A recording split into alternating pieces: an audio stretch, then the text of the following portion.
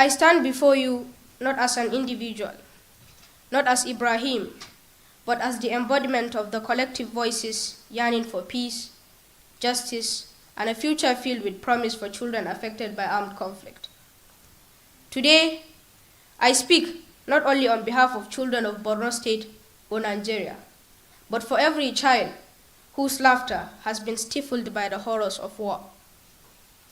History has taught us that we children are keen in our pursuit of knowledge and are filled with potential, not only for ourselves, families, communities, but for our country and the world at large. Our situation today has robbed us of this beautiful history, and when a child is robbed of his history, he settles for any future. We all here are living witnesses of how the world, of how Africa today is ravaged by conflict. In the time of conflict and war, our innocent souls bear the brunt of these calamities because of our vulnerability. I can beat my chest and say with vivid clarity, believe me, no one, absolutely no one, can justify the killing of a single child. Can you justify the killing of a single child during conflict? If there's a word that could describe how more than innocent we are, then we will have said it 1,000,000 times. In the corridors of our vandalized schools, dangerous streets, and within the confines of refugee camps, believe me, our dreams persist. Our longing for education, safety, and the chance to flourish knows no boundaries, transcending the barriers imposed by conflict and war. Malcolm X said, and I quote, "Education is the passport to the future, for tomorrow belongs to those who prepare for it today." Today, our classrooms are burned, our teachers killed, our parents brutally murdered. Our roads to school are no longer safe.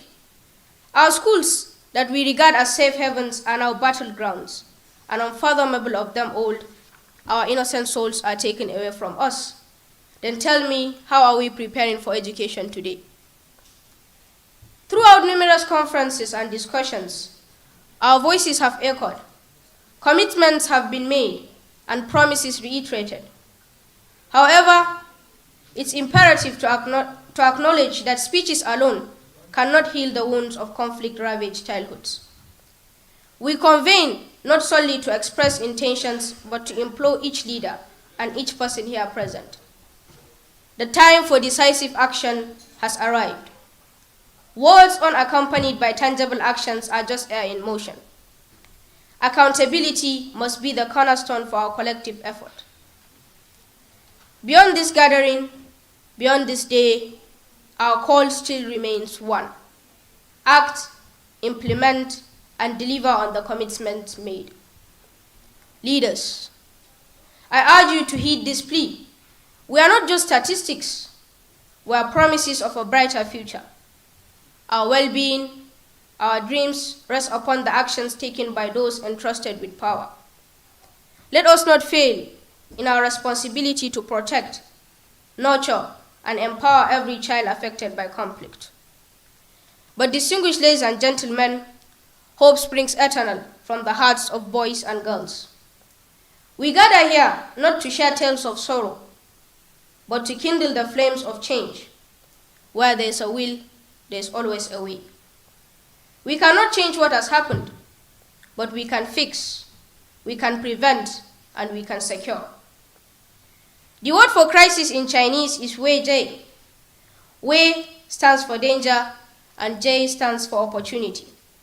As terrible as our situation was, as challenging as the situation of conflict-affected children is, I believe it also affords us the opportunity to re-engineer our society into a better place.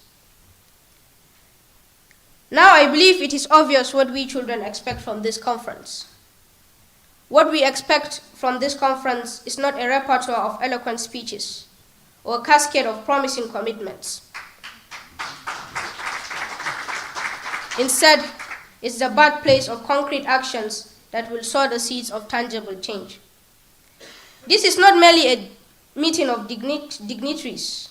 It's a solemn opportunity to pave a different path, one where actions speak louder than words. We stand here united in our fervent plea. Let this conference be the prelude, a turning point where impactful actions take center stage. It's time for resolutions to transition into results. We cannot afford the luxury of time. If we don't tackle this today, if we don't take care of conflict-affected children, believe me, they'll end up being the Frankenstein monsters that will consume all of us. The plight of we children demands urgent and tangible solutions. The era of horrible promises must come to an end. This is our clarion call. Actions, not just words, will be the measure of our success. Together, let us embark on a journey, one fueled by compassion, driven by solidarity, and stirred by the collective determination to rewrite the narrative of conflict-affected children. Let us weave a tapestry of hope and opportunity, where the scars of war serve not as shackles, but as reminders of our resilience. Thank you very much.